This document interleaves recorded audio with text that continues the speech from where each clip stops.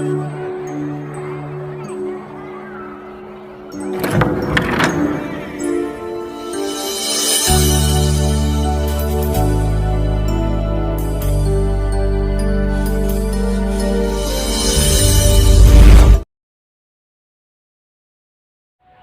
Friends, आज फिर एक बेलन से रिलेटेड बहुत ही कॉम्प्लिकेटेड प्रश्न लेकर आया हूँ। तो पहले इसको पढ़कर सुना देते हैं, उसके बाद इसको हल करने का प्रयास करेंगे। तो बेलन को इंग्लिश में सिलेंडर बोलते हैं। पिछले भी वीडियो में हम बताए हैं और इस वीडियो में भी बता रहे हैं कि बेलन को इंग्लिश में सिलेंडर बोलते हैं। प्रश्न का टाइप चेंज है, एक बार पढ़कर सुना देते हैं, उसके बाद इसको हल करेंगे। प्रश्न है, एक लंबवृत्तीय बेलन की ऊंचाई 7 मीटर तथा आधार का व्यास 10 मीटर है तो बेलन का आयतन ज्ञात करें। प्रश्न में दो चीज़ दिया हुआ है। क्या?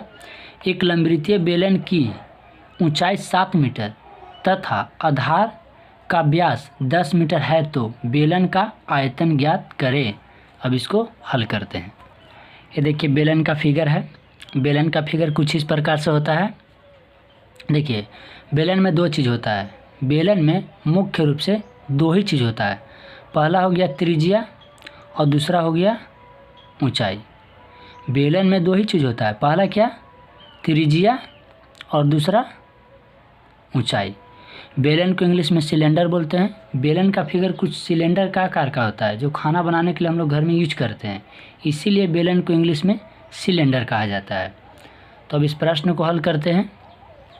देखिए प्रश्न में हमको दो चीज़ दिया हुआ है। पहला दिया हुआ है बेलन की ऊंचाई 7 मीटर और बेलन की व्यास 10 मीटर। देखिए बेलन की ऊंचाई 7 मीटर और बेलन का व्यास 10 मीटर और बेलन का कह क्या रहा है हमको? आयतन ज्ञात करने के लिए। तो आयतन ज्ञात करने के लिए हमको दो चीज़ चाहिए। पहला ऊंचाई और दूसरा त्रिज्या, और दूसरा में दिया हुआ है व्यास। तो हम व्यास को पहले या व्यास से हम पहले त्रिज्या निकालेंगे और तब जाके आयतन ज्ञात करेंगे।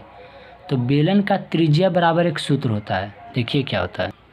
तो देखिए बेलन का त्रिज्या बराबर एक सूत्र होता है। क्या? व्यास बटा 2।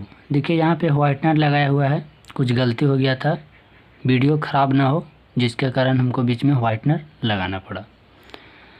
बेलन का त्रिज्या बराबर सूत्र होता है व्यास बटा 2, क्योंकि जब तक त्रिज्या मालूम नहीं रहेगा तब तक हम आयतन नहीं निकाल सकते हैं। आयतन निकालने के लिए हमको दो चीज़ चाहिए, पहला ऊंचाई और दूसरा त्रिज्या, जो कि त्रिज्या हमको मालूम नहीं है। त्रिज्या की जगह व्यास दिया हुआ है, तो व्यास की मदद से हम त्रिज्या निकालेंगे, उसके बाद हम बेलन का आयतन ज्ञात करेंगे। तो बेलन का त्रिज्या बराबर सूत्र होता है व्यास बटा 2। व्यास कितना दिया हुआ है? व्यास दिया हुआ है 10 मीटर और बटा में कितना है? 2। व्यास दिया हुआ 10, तो व्यास की जगह हम कितना पुट कर देंगे? 10 बटा में क्या है? 2। कट के कितना हो गया? व्यास कट कर कितना हो गया? 5 मीटर। यानी कि बेलन का जो त्रिज्या आएगा हमारा 5 मीटर आएगा। अब बेलन की ऊंचाई और त्रिज्या की मदद से हम बेलन का आयतन निकाल सकते हैं। जब भी बेलन का व्यास दिया हो तो त्रिज्या का सूत्र लगा के त्रिज्या निकाल लीजिए। उसके बाद अगर वक्र पृष्ठ का क्षेत्रफल कह रहा है तो वक्र पृष्ठ का क्षेत्रफल निकाल लीजिए। आयतन कह रहा है तो आयतन निकाल दीजिए। बेलन का संपूर्ण पृष्ठ का क्षेत्रफल कह रहा है तो संपूर्ण पृष्ठ का क्षेत्रफल निकाल दीजिए। लेकिन ये तीनों चीज़ निकालने के लिए दो चीज़ तुमको चाहिए, पहला त्रिज्या और दूसरा ऊँचाई। ये दो चीज़ होना चाहिए। अगर व्यास दिया है त्रिज्या की जगह तो त्रिज्या का सूत्र लगाइए व्यास बटा 2 और उससे आप त्रिज्या निकाल लीजिए। तो चलिए अब हम लोग आयतन निकालते हैं। तो बेलन का आयतन का सूत्र होता है पाई आर एक्स बार एच। बेलन का आयतन बराबर सूत्र होता है पाई आर एक्स बार एच।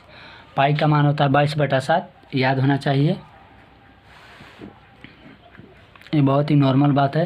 ये 10 के एग्ज़ाम में भी पूछा जाता है कि पाई का मान कितना होता है, वहाँ पर भी आपको एक काम आएगा। तो पाई का मान कितना होता है? 22/7। त्रिज्या को क्या बार लिखना है? 2 बार। त्रिज्या को क्या बार लिखना है? 2 बार। त्रिज्या आया कितना है? 5 मीटर। तो 5 को क्या बार लिखेंगे? 2 बार। और ऊंचाई हमको दिया हुआ था कितना, देखिए ऊंचाई दिया हुआ था 7 मीटर, तो ऊंचाई की जगह हम कितना लिखेंगे 7। ये 7 से 7 कट जाएगा, बाकी के जो बचा उसको गुना करके लिख देंगे, वही हमारा बेलन का आयतन हो जाएगा। 22 गुने 5 गुने 5। इसी को गुना करने पर जो भी मान हमारा आएगा वही बेलन का आयतन होगा। बेलन का आयतन 550 मीटर क्यूब आंसर हो जाएगा।